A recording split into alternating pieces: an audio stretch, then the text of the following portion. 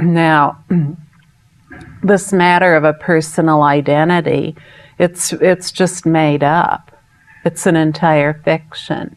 It's repeating to ourselves over and over again, I am somebody, individual, and I exist as I am, and I have an independent nature that is separate from the independent nature of everyone else and everything else that is living. And when we, from the time we're small, when we hear that over and over again, then that's what we get used to. So we simply adopt it in that way. And that doesn't make it something. Do you understand what I'm saying? Just because we're told something over and over again, it doesn't make it something. It's just like someone could say the sky is red over and over again, but that wouldn't make the sky red. So the same is true with our own being. Just because someone says you have an individual identity, that's the first point of view that we take up and take to be something. We say, yes, I have an individual identity.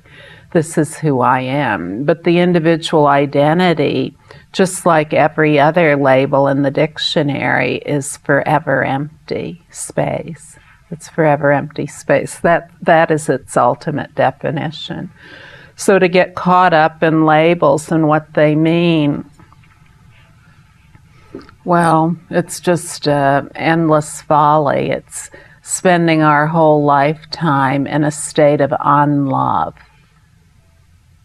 That's what it boils down to. When we relax as what's looking, when we relax as what's seeing, then, only then, do we discover totally unpretentious love.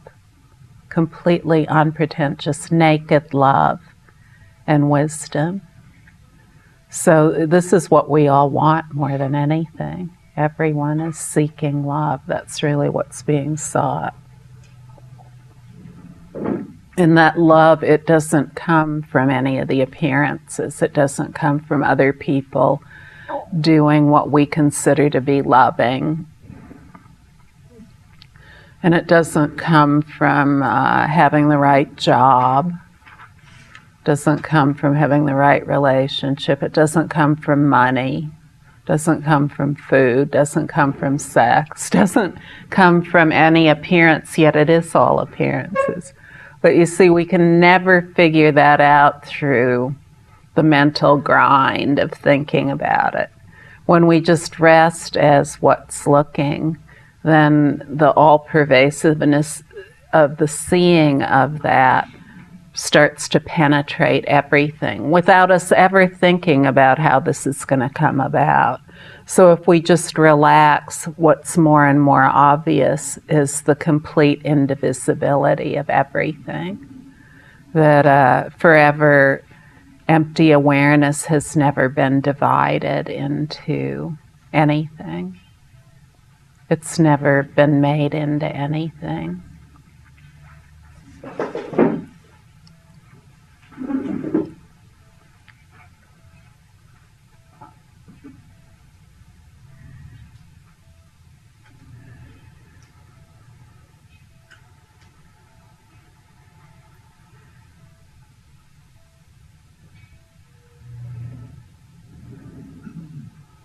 When it is said that everything, no matter what it is forever empty awareness, it means exactly that. Everything, no matter what it is forever empty awareness. Nothing whatsoever needs to change. So it doesn't matter what the thoughts are, it doesn't matter what the emotions are, it doesn't matter what the experiences are. Nothing needs to change at all. The unalterable rest, completely undistracted rest as awareness is always the case. It's always already the case. So if we think even for an instant that any of our thoughts need to change, or any of our emotions need to change, or any of our experiences need to change in order to rest as awareness, then we'll be very far from that, because nothing whatsoever needs to change.